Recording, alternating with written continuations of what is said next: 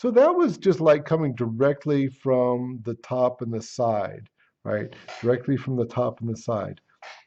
But what if it's a little bit of an angle? So the light's coming in from the top, yeah, but also from the front a little bit. Okay, how do you work out that? That's a little bit trickier, but not too bad here. So let's put these things aside for a second and show you the concept. So here is a cylinder, very much like these other ones that you're going to draw down below. And so I've got the light coming in like this, right? It's coming in from the front, right? And from the top. Okay, so how do I work out where that shadow is? How do I work out where that shading is? Well, I'm going to show you. So here, I tried to draw a diagram that would be as simple as possible, but basically it's like this. You got two angles, right? You've got the angle of the light that's coming in from up above, and you've got the direction of the light from down below. So the light's coming in from the front, that's the direction that it's going, and from the top, that's the angle that it's going. And so where those two things meet, that's where your shadow is going to be. Okay, so I even drew it like through here. So if you've got your cylinder here, right, and then you've got your line straight down, here's your other oval that's making up the cylinder straight here. So that was the center. Let me just draw it for you. Oh, and then where it hit, see how that's coming down? You see where it hits the edge right here? Well, then that's where you know the shading is. That's where you know where the shading is for that cylinder.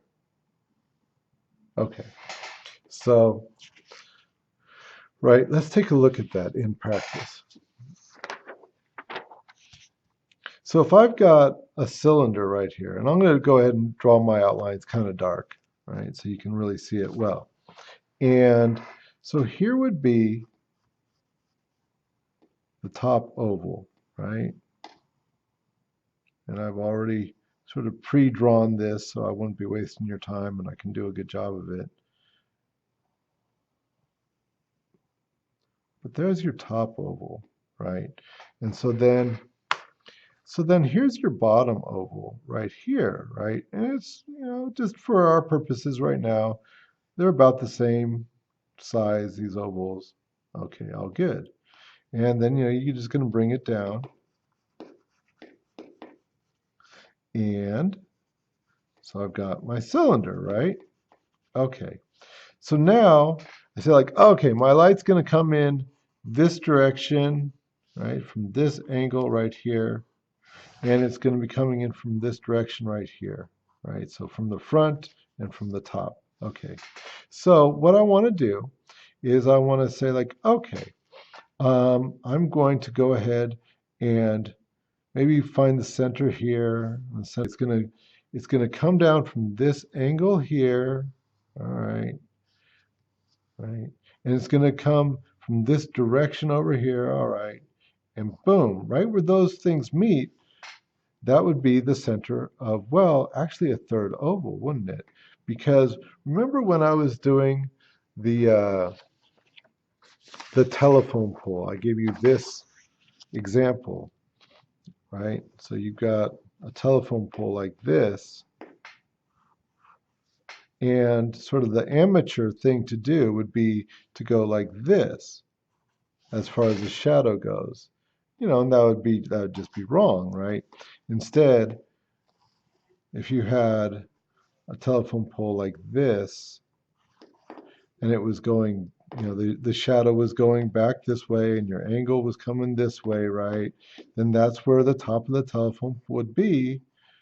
Then these things, the light's going to hit. So like here, right? So here would be this right here, and then light coming into the same place. So here, and I could do the same thing with the bottom one here, but suffice it to say that it would come like this. See, so flat.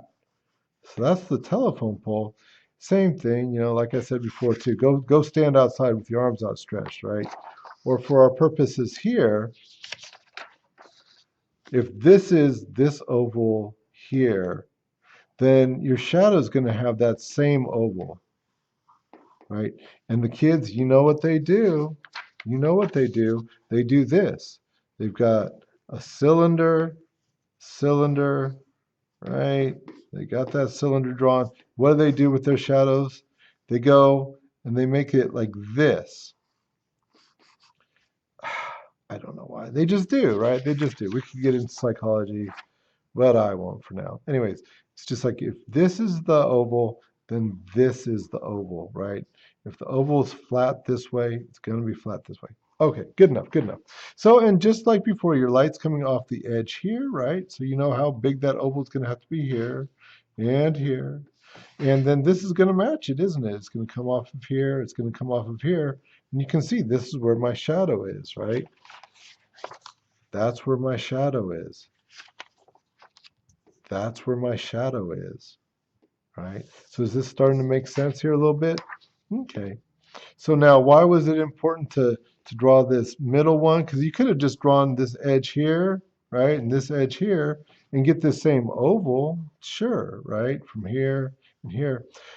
But what this center one really helps you with, besides just organizing it in the first place, is it gives you this point here, right where the center line intersects the side. That's where that edge is going to be, right? That's where that edge is going to be. That's where that edge is going to be. Hopefully this is making sense now, right? Take a second to look at that and look at this and see how one thing corresponds to another. Here, I don't know, take a screenshot of it, do something, right? But that is the diagram of that shadow right there. Okay. You know what? Practice a few times. And if it looks right, then it probably is. Okay. So you practice that a few times. Hopefully that has helped out a little bit. And then maybe you come back to these guys right here, right? And you try and keep it at least a little bit simple. And you say like, okay, so I've got my sphere right here, right? And I've got my cylinder right here. I'll draw those a little bit so you can see those outlines. And I've got my cube right here.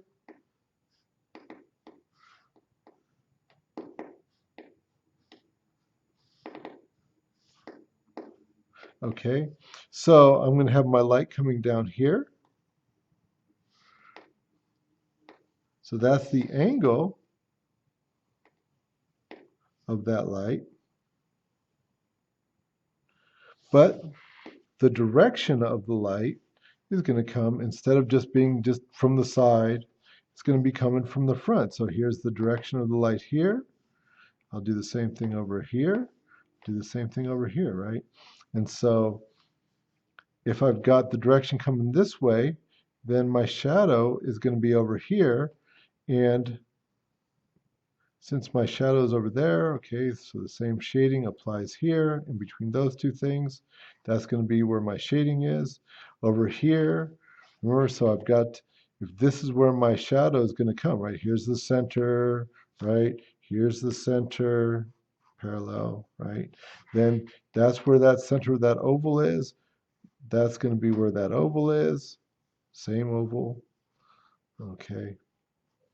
And that's where that intersects. So you know that, and if any of this seems confusing, just practice, I've got my hidden lines that I don't really see of the cube right here, but that's informing me of that this is coming this way, right? And it's intersecting here. But also we've got our parallel line coming out here.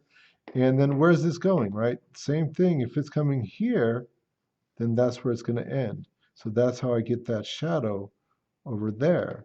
Okay.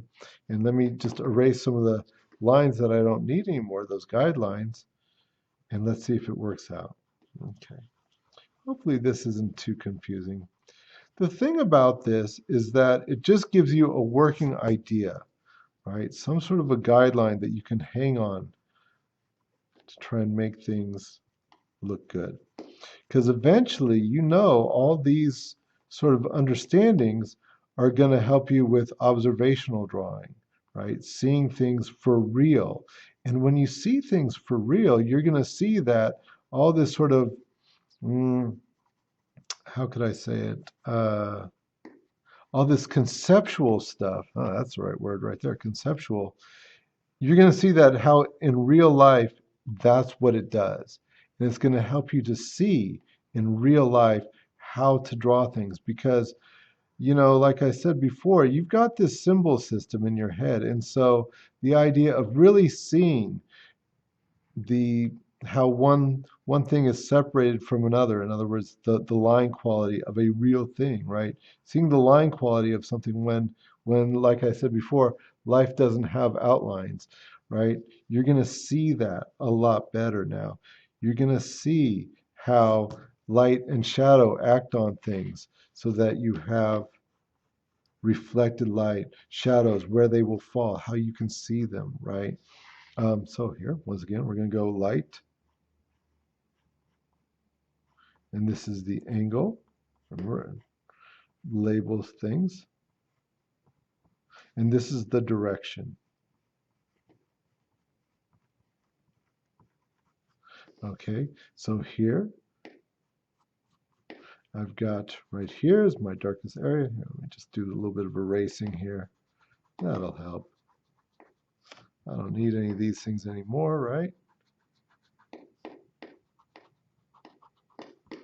Okay, but we know all this. This is that darkest core part of that shadow.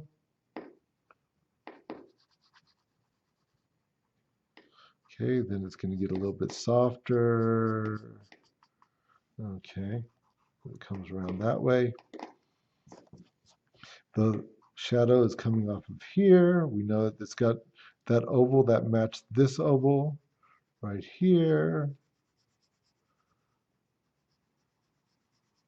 We know that it is darkest at its core, and it gets a little bit softer as it goes away from the object.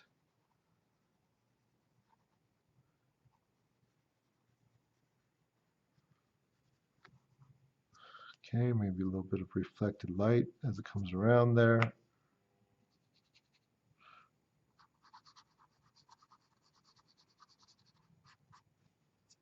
Okay, and here also we've got this, which is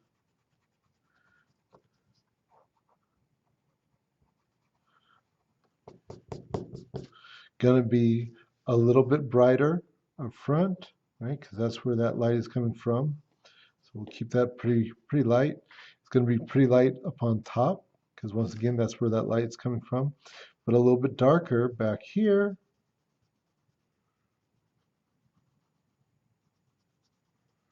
because that's where the shadow is.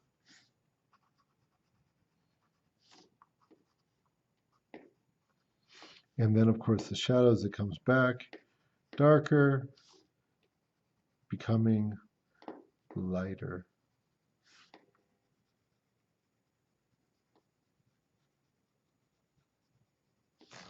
All right. And once again, I suppose, you know, if you're just watching these without listening to it, you could probably sort of get it looking kind of right-ish, right? Just, you know, monkey see, monkey do. But would you really understand what was going on? Would you really be able to do it not watching me? That's the point, right? Okay. So anyways, we got these angles coming this way and that way. And that's good, right? So we've got angles that are directly from the top and the side. And then we've got the one now that has a little bit more of an angle to it. So once again, we've labeled the light, we've labeled the angle, we've labeled the directions. We're going to call this drawing. And that's number 9 in our little series here. And what does it have to do with? It has to do with forms, with light, and my little ampersand, shadow. Okay, so we dealt with all of them so far, right? Line, value, shape, and form. Because we did, right? We dealt with the line. The line quality, remember here, is going to be darker than it is over here, right? So we dealt with the line. We dealt with the values, obviously, lights and darks. The shapes, we made shapes and then we turned them into the forms using the values once again. Okay, and so put your name on it.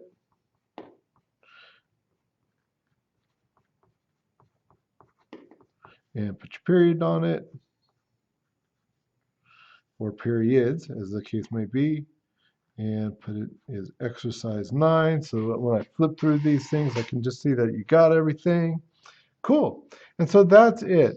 So now, just in the same way that we turned the shapes into pictures, we're going to turn these forms into pictures as well.